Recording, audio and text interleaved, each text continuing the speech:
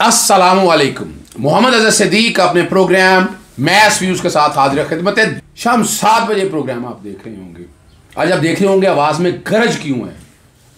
ऐसा ही माहौल आज इस्लामाबाद हाई कोर्ट के चीफ जस्टिस की कोर्ट में था, जो 36 किलोमीटर की जुरिस्डिक्शन को पूरे पाकिस्तान में इस्लामाबाद सुप्रीम कोर्ट के इख्तियारात बज़ाहिर इस्तेमाल हो जा रहे हैं। आज अदालत के सामने सबसे पहले मैं तारुफ कराना तो भूल गया, कमल शाहज़ब को कौन नहीं जानता, एक वोकल वॉइस और आर्गुमेंट्स के साथ आज की जो chief justice Islamabad high court justice Athar Minallah की कोर्ट में बैठे होंगे, उन्हें पता लगा होगा कि खाली ब्लेम गेम में नहीं है। इस बहन ने from the soul of his her heart जो बातें की हैं, मेरी आंखों में भी आंसू आ गए थे। बाखुदा ये हिम्मत है इनकी। मैं कल रात जिस जगह पे वो ग्राउंड मैंने देखी, वो मैंने हमसाए देखे जो मेरा ख्याल है कमो बेश 300 फुट नहीं, 300 नहीं, 400-500 फुट के करीब दूर है। कोई करीब वास्ता नहीं है। नजर जो कहीं आ रहा है कि कहीं ना कहीं एजेंडा, और मैंने आज कोर्ट के अंदर ये कह दिया है 5315 जो लोग हैं वो 22.5 करोड़ के वाम पे हुक्मरानी करेंगे। आज पहले तो आज कोर्ट की जब हियरिंग स्टार्ट हुई, मैंने आपको बता दिया था पिटीशन दायर की, जिसमें पैमरा और ये सारों को फरीक बनाया आर्टिकल 19 की इंटरप्रिटेशन के बारे से। पहले चीफ जस्टिस का ख्याल था कि इसको अपना इसके साथ ही सुनने नोटिस क्या करने की। मैं कहना जी ना, ये इम्प्लीमेंटेशन है, उसको उससे कोई ताल्लुक नहीं है। फिर अदालत के सामने बताया कंप्लेंटें इतनी हैं, फेक न्यूज़ क्या है, झूठ क्या है, तोहमत क्या है। अदालत ने इस पर जो है वफाकी हुकूमत, अपना वजारत इंफॉर्मेशन, मिनिस्ट्री ऑफ इंटीरियर, इन सब को नोटिस करके 21 मार्च के लिए समाअत मुलतवी कर दी है। आज 10 मार्च है 2022, लगता है शुरू में मैं को गलत कह गया। आज अटॉर्नी जनरल साहब और वो सारी बातें जो हो रही थी कि जनाब सब में बैठे हो, किस लिए बैठे सारे काम में। पीक का जो ऑर्डिनरी एक्ट है वो सेक्शन 20 जो है ये नवाज शरीफ के दौर में बना है। अभी तो सिर्फ अमेंडमेंट इसलिए की है। 3 चीज़ें याद रखिएगा। पहले क्या रुक गया, यहाँ पर क्लासिक एग्जाम्पल रिकॉर्ड में मौजूद है, वो सारी बातें होंगी। आज का दिन कमल शाहज़ब के नाम है अदालत के अंदर। मैं अपनी बातें जो की है वो बाद में बात करूँगा। आज ज़रा कमल शाहज़ब की ज़बानी सुने कि आज रो पड़ी अदालत में। अच्छा, रो कमज़ोरी की वजह से नहीं है, मैं फिर बता दूँ, खड़े होने वाली औरत है ये, कि जो कुछ हो रहा है सुनते हैं। आज इतनी हिम्मत कमल आपके पास कैसे आ गई? मुझे तो लगता है कि बहुत ज़्यादा। वैसे तो मैं तो रात भाई भी साथ बैठे हुए थे, मैं घर भी गया, मैंने सारा देखा। तो मैंने भी आपके साथ जो ये मामला जब उठाया देखा, तो मैंने सिर्फ मदद इसलिए करने का सोचा कि नहीं, आपके साथ हो रही है ज़्यादती। और मैं आपको बता दूँ, आपको मैंने आपसे नहीं पूछा, मैंने पूरी तहकीक की। पहले मेरे यहाँ एसोसिएट हैं, मैंने फाइलें सारी आपकी देखी, उसके बाद मैंने आपसे रब्ता किया कि नहीं ज़्यादती हो रही है। आज बताइएगा, कोर्ट में आपने तो किसी को बोलने ही नहीं दिया, मुझे भी चुप करा दिया कई दफ़ा। जी, बिस्मिल्लाहिर्रहमानिर्रहीम। Thank you very much Azhar साहब। मैं आपकी शुक्रगुज़ार हूँ कि आपने पर्सनल तवज्जो दी और इस सारे केस के मामलात को समझा, जो एक्चुअली कोई केस है ही नहीं। ये मामलात उस वक्त शुरू हुए जब हमने एक नया घर ख़रीदा F11 में, और वो पॉश एरिया है। F11-2 एक डेवलप सेक्टर है, नाले के किनारे पे आखिरी घर था, तो आगे सारा इलाका खाली पड़ा हुआ था। बीच में जो 301 फुट या 400 फुट जगह है, और उस पर काफ़ी सारी जो है ना वो वाइल्ड ग्रोथ हुई थी, सारी गंद गलाजत थी। मेरा जो घर है उसकी गली 32 बनती है। सारी 32 गली का एक ज़माने से 7 सालों से उसका जो मेन ड्रेनेज है गटर का, वो खुला हुआ था और उस खाली प्लॉट में फेंका जा रहा था, जिसकी वजह से मच्छर, बदबू, गलाजत। साथ में वहाँ पे यहाँ का जो इस्लामाबाद में एक बड़ा जहरीला सांप है काले रंग का, वो था। उसमें ये वाइल्ड बोर्स होते थे और वाइल्ड डॉग्स बहुत बड़े। तो हमारा जो घर है वो नीचे बेसमेंट वाली साइड जो है वो गेट उधर को खुलता है। तो जिस दिन मैं पहले दिन गई हूँ, तो जब मैंने नीचे बेसमेंट में कदम रखा, बना बनाया घर है, 6-7 साल पुराना था, उन्होंने उसको रेनोवेट किया। तो जब मैंने जाके पहले दिन नीचे दरवाजे खोले, तो वहाँ अंदर मैंने देखा कि वो फिर रहे थे, न्योले फिर रहे थे, और कुछ जो वाइल्ड ये डॉग्स होते हैं, कुत्ते, वो अंदर आए हुए थे। तो मेरा बेटा जो है वो उस वक्त तकरीबन 5 साल का था और उसकी इतनी हाइट थी। तो जब हमने गेट खोला तो आगे वो भंग और बहुत गंद जो है ना, और लोगों ने, जो पिछली गली वाले जिन्होंने ये सारी कंप्लेंट और ड्रामा रचाया, ये सारा अपने घरों का कचरा उस जगह पे डंप करते थे। तो इतनी बदबू और इतना वो वाइल्ड था। फिर हमारे जो असल पड़ोसी हैं, उन्होंने जब हमारे साथ मुलाकात हुई तो उन्होंने कहा जी यहाँ चोरियाँ बहुत होती हैं और पीछे पौडरी बैठते हैं, क्योंकि नाले में आके शाम को। तो आप मेहरबानी करके ना कोई मिलके इधर रिटर्न कंप्लेंट दें। हम बहुत दफ़ा कह चुके हैं, सीडी हमारी बात नहीं सुनता कि ये जगह साफ़ करें, ये हमें थ्रेट है, क्योंकि वो गली पीछे है एक्सक्लूसिव, और उसमें सारे दरवाजे, वो तीसरी जो मंजिल या नीचे वाली बनती है वो सारी लोगों ने किराए पे ली हुई है, तो उनका दरवाज़ा उधर ही खुलता है, गेट वहीं खुलते हैं। और इधर इत्तेफाक की बात है कि हमारे बहुत बड़े एक एंकर हैं मंसूर साहब, वो भी यहाँ रहते रहे। अच्छा, मंसूर अली खान, हाँ जी, वो भी इस गली में। वो जैसे ही मुझे आज किसी ने पूछा कि आसमा शराजी के बारे में, मैं कहा कौन है आसमा शराजी, मैं तो नहीं जानता किसी आसमा शराजी को। तो हमने खैर वो लेटर दिया कि यहाँ पे उन दिनों सितंबर में मैं आई हूँ, तो मैंने उनको लेटर दिया कि मेरे हस्बैंड ने लेटर दिया क्योंकि वो ओनर हैं, तो उन्होंने लेटर दिया और बाकी मोहल्ले वालों ने भी कि इधर पीछे प्लीज़ सफाई करा दें। एक दिन सीडीए के लोग आए, उन्होंने थोड़ी देर सफाई की, मैंने उन्हें खाना वाना खिलाया, तो उसके बाद उनके मेन बंदे का फ़ोन आ गया कि जी हमारे पास इतनी ना कैपेसिटी है, ना हमारे पास कोई रिसोर्सेज है, अगर आपने इस जगह को साफ़ सुथरा करना है तो आप खुद ही कर लें। ये नॉर्मली जो आखिरी घर होते हैं सीडीए के बाय लॉज के मुताबिक, इनके आगे जो ज़मीन होती है सीडीए की, वो जो लोग रह रहे होते हैं वो खुद मेंटेन करते हैं, तो आप कर लें। तो मैंने पर्सनली वो मंगवाए ट्रैक्टर और उन्होंने वहाँ सफाई शुरू की। तो मैं 10 तारीख को पहली दफ़ा इस घर में गई हूँ विजिट करने। ये 2020 की बात करें? 2020 की बात हो रही है। और 8 तारीख को जब अभी हम उस घर में ना शिफ्ट हुए, अभी सिर्फ हम देख रहे थे या खरीदने के लिए 1-2 दफ़ा विजिट किया, तो मेरे खिलाफ पीएम पोर्टल पे एक कंप्लेंट चली गई कि कमल शोजब ने यहाँ पे दरख्त काटे हैं। दरख्त काट दिए। अच्छा, इंटरेस्टिंगली अब आप ये देखें कि सोशल मीडिया का दौर है, यहाँ पे तो कोई 1 मिनट भी कोई काम हो रहा था, लोग वीडियोस बनाते हैं। मुझे पे इल्ज़ाम ये लगाया गया कि जी 30 दरख्त काटे हैं जो बहुत पुराने थे, और इल्ज़ाम लगाने वालों ने ना कोई वीडियो दिखाई, ना कोई तस्वीरें उनके पास है, ना कोई एविडेंस है, बस एक कंप्लेंट डाल दी कि क्योंकि वो कमल। अच्छा, मैं यहाँ रोक रहा हूँ चूँकि प्रोग्राम बड़ा लंबा हो जाना है। आपने आज अदालत में बताया, मैं उस पर आती हूँ। बहरहाल वो सारा मामला हुआ, उसके बाद हमारी जो आपस में ये शोजब भाई ने कंप्लेंट दायर की थी आपके अगेंस्ट, ट्रोल चले पहले, वो मैं सिर्फ क्विकली बता दूं कि जब ये सारा मामला हुआ, एक दिन मैं स्टैंडिंग कमेटी की मीटिंग में बैठी थी, तो मुझे फ़ोन आया कि जो मजदूर या जो काम वाले लगे हुए थे उनको कोई ऊपर से 2-3 कुक आए, उन्होंने आके उनको रोका है, उनको गालियाँ शालियाँ दी और बदतमीज़ी की है। तो मैंने अपने जो वहाँ काम वाले थे, मैं कहा जी मैं अब क्या कर सकती हूँ, आप खुद ही देख लें, मुझे तो नहीं पता यहाँ कौन रहते हैं, आते ही तो नहीं, आप पिछली गलियों में भी घूमना शुरू हो जाते हैं, मुझे तो अपने सामने वालों का भी उस वक्त तक नहीं पता था। बहरहाल वो इन शॉर्ट ये है कि वो एक खातून पिछली गली से, उनका अपना पूरी आगे ग्रीन एरिया उन्होंने बनाया हुआ है, सब ने बनाया हुआ है, वो अपना घर से बाहर निकलती हैं, सड़क क्रॉस करती हैं, फिर आगे उन्होंने सीडीए की जो एक्स्ट्रा लैंड है उस पर पूरा अपना बनाया हुआ हैज, उधर से आके कब्जा किया हुआ यूं जी। तो वो आगे जो सफाई हो रही थी उधर आके उन्होंने गाली गलौज शुरू कर दी। मैं वहाँ खड़ी थी तो मैंने उन्हें रोका कि आप इस तरह ना करें और आपको क्या प्रॉब्लम है।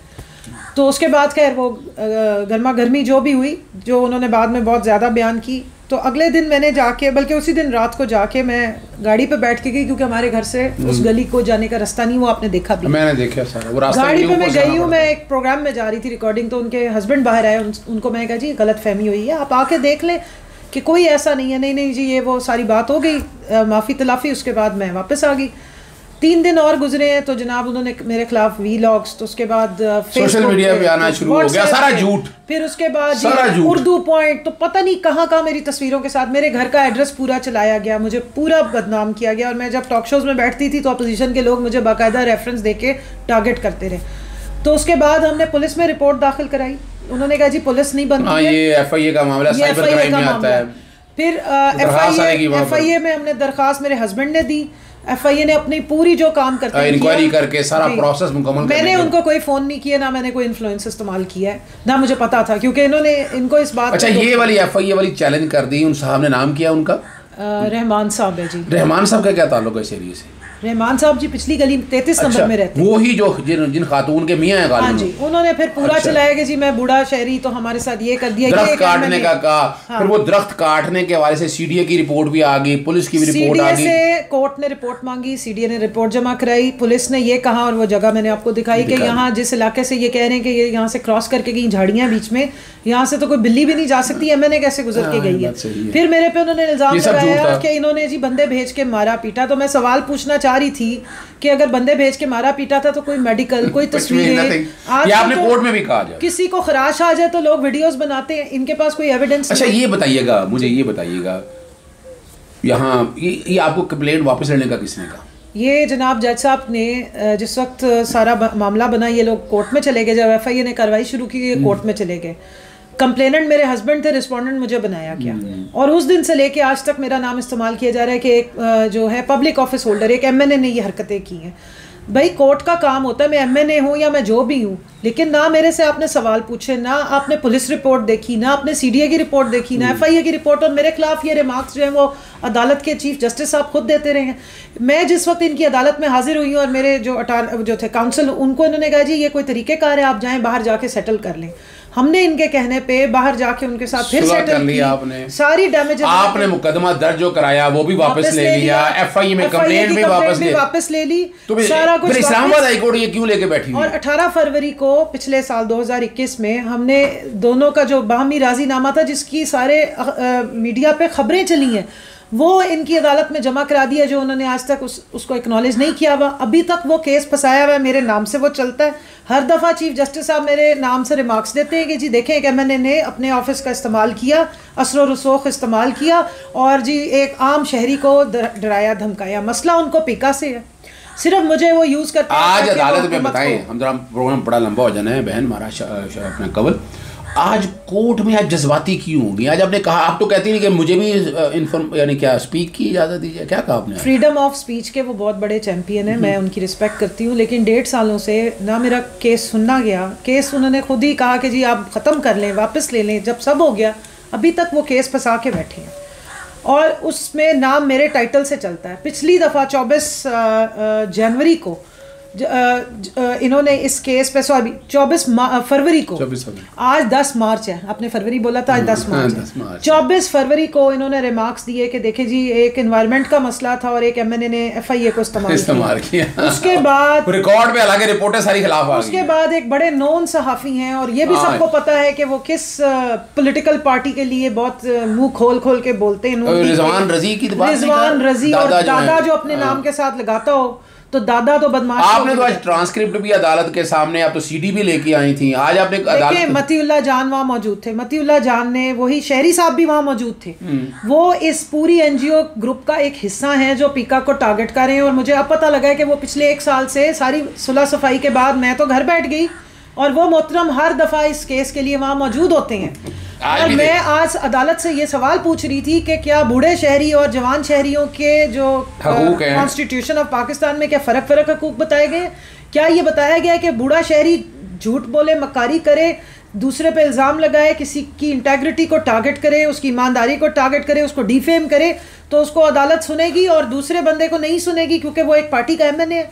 मैंने इसलिए अदालत से पूछा कि मैं किसी पार्टी की MNA हूँ या जो भी। आपने तो अटॉर्नी जनरल को भी, मैंने तो आपके पास एज ए साइल आपके पास में आई थी, आपने मेरी बात सुने बगैर मेरे पे नेम लगा दिया और उस सारे मामले को पोलिटिसाइज कर दिया।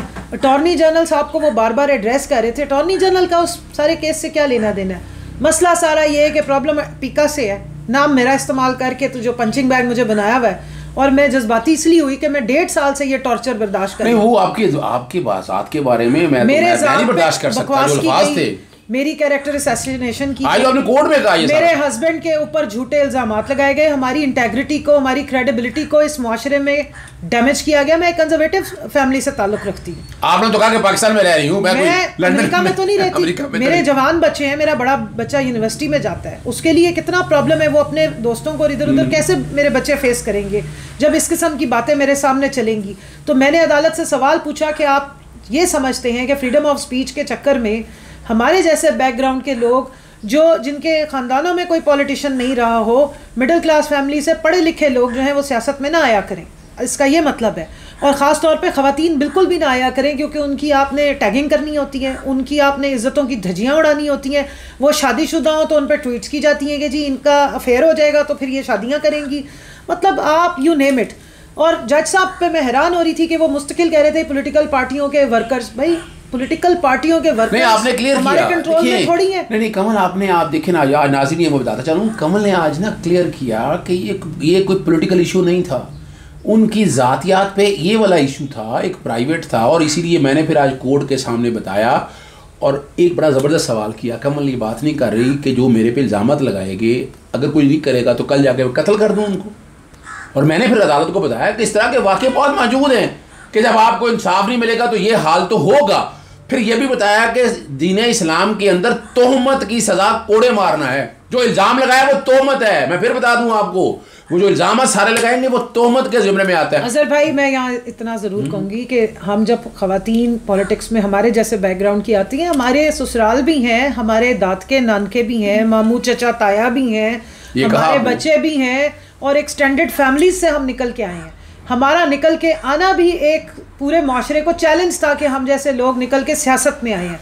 अब जब इस किस्म की वारदातें की जाती हैं तो बेसिकली हमें डिस्करेज करके वापस भेजने की तैयारी की जाती है। फ्रीडम ऑफ स्पीच के नाम पे मेरे ख्याल में आला अदालत ऐसे लोगों की सहूलतकारी कर रही है जो हमारे जैसे लोगों को टारगेट करके घरों में वापस भेजने की कोशिश करें।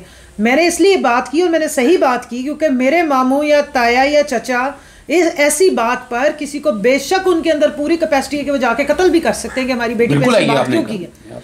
और अगर मुझे इंसाफ नहीं मिलेगा, अगर जो इस वक्त मौजूदा कवानीन है, एज ए शहरी आप मेरे जो सिटीजन राइट्स हैं उसको आपने डिनाई कर दिया कि नहीं जी पब्लिक ऑफिस होल्डर को तो हर चीज से फारिग कर दे। अच्छा, यहाँ मैं किसके पास जाऊं? मैं पुलिस भी ना जाऊं, मैं थाने में ना जाऊं, लोग आए मुझे मारे पीटे जो फ्रेम में बैठा दिया जाए आपको। देखिए नाज़रीन, यहाँ दो चीजें मैं आपको समझाता चलूं।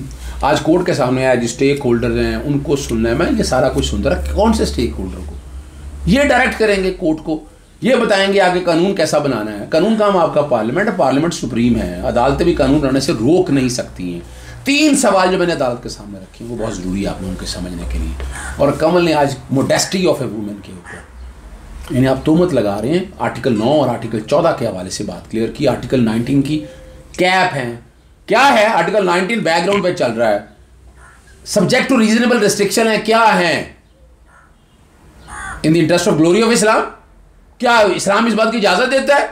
नहीं देता इजाजत। फिर आए security, defence and integrity of Pakistan और पार्ट देयर ऑफ, छोड़े इस बात को, morality, decency, public order, contempt of court and commission and incitement to an offence, चीजों को उठाएं, इस पे कानून बनाना है। और मैंने अगर तोहमत है, यानी ये सारे मसले में अगर देखा जाए जो इल्जाम लगाए गए हैं वो तोहमत है, और तोहमत की सजा कोड़े हैं, दीन इस्लाम में है। छोड़े बाकी दुनिया की बात बताएं, यानी यहाँ हम कहाँ से कैप करने वाले आगे इन चीज़ों को सामने। दूसरा फिर मैंने बड़ा वाज़ेह सवाल उठाया कि आर्टिकल 204 का तौहीन अदालत में सजा है 6 महीने की, फिर खत्म कर दें। जिस दिन आपने तौहीन अदालत की सजा खत्म की, आप फैसले अमल दरामद करा कर दिखा रहे हैं। और एक बात मैं आपको बता दूं, ये कहते हैं कि डेफेमेशन लॉ ठीक है। अच्छा, डेफेमेशन लॉ ठीक भी कर दिया गया होगा, अमीर आदमी है, 10 लाख रुपए जुर्माना हुआ, वो दे देगा 10 लाख, क्या भाग आ जाएगा? रुक जाएगा। इसीलिए शख्सियत के हवाले से your right of liberty and where the nose of other start, हुजूर नबी करीम सल्लल्लाहु अलैहि वसल्लम की हदीस मुबारक है। और मैंने बाहर आके बड़ी कोशिश की, इन सब दोस्तों ने, मैंने कहा हम साफियों के साथ खड़े हैं। मैं फिर क्लियर कर दूं, कमल भी साफियों के साथ खड़ी हैं। बिल्कुल इन्होंने कहा कि मैं डाइसेंट को समझे तो सही ना, आप कैरेक्टर असैसिनेशन करें, आप झूठ बोलें, आप बात गलत करें। और अटॉर्नी जनरल साहब ने भी कहा कि ये कहा जाए कि जनाब वो पॉलिटिशियन करप्ट है, जब कहा जाए कि उसकी बीवी बेटी के साथ, बेटी भी है, बेटी भी कैरेक्टर असैसिनेशन, वो तो इजाजत नहीं दी जा सकती है ना। और ये सारी अदालत के सामने चीज़ें जो है ना ये रख दी हैं।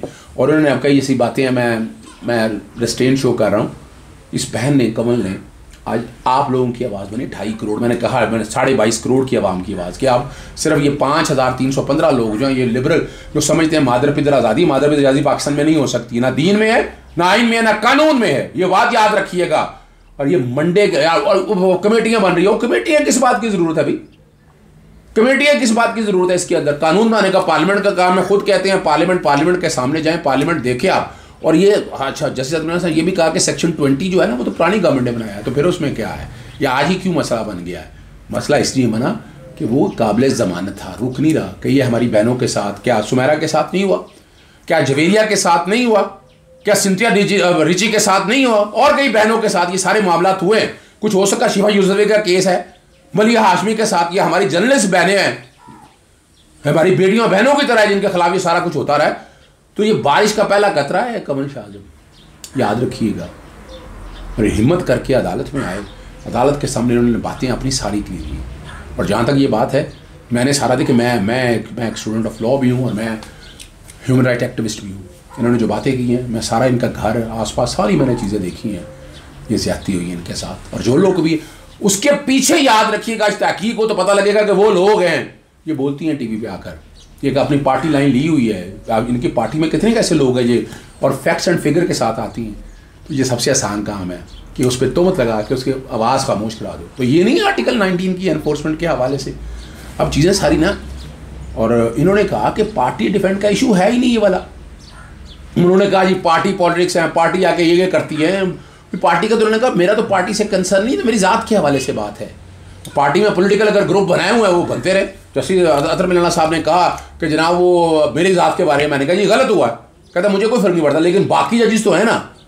और एक जिक्र किया मैं यूट्यूब नहीं करता, फिर उन्हें ख्याल आ गया अजहर सिद्दीक तुम भी तो यूट्यूब करते हो और तुम्हारे साथ में आएगा जी बिल्कुल मेरे खिलाफ भी हो, अगर मैं गलत करूँ तो अजहर सिद्दीक के साथ भी वही किया है जो कानून कहता है। ये नहीं है, लेकिन हम इस तरह की इजाज़त नहीं दे सकते, पाकिस्तानी माशरे में इजाज़त नहीं दे सकती। केवल प्रोग्राम चौके लंबा हो गया, कोई आपने को बात कहनी हो आप बात करने तक हम प्रोग्राम ख़त्म करें।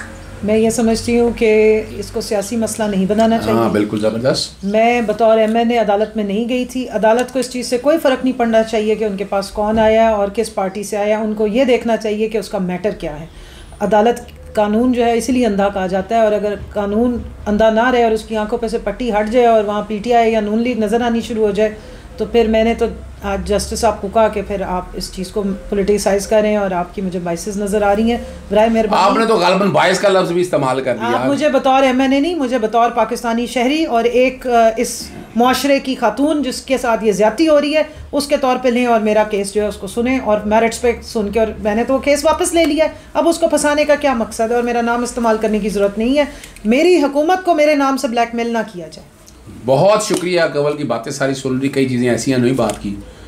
कमेंट ज़रूर कीजिएगा, और ये कम है जिसमें मैं कहता हूँ, लेकिन ये शेयर ज़रूर कीजिएगा ज़्यादा से ज़्यादा लोगों का। इजाज़त चाहेंगे। अस्सलाम वालेकुम, अल्लाह हाफ़िज़, पाकिस्तान जिंदाबाद।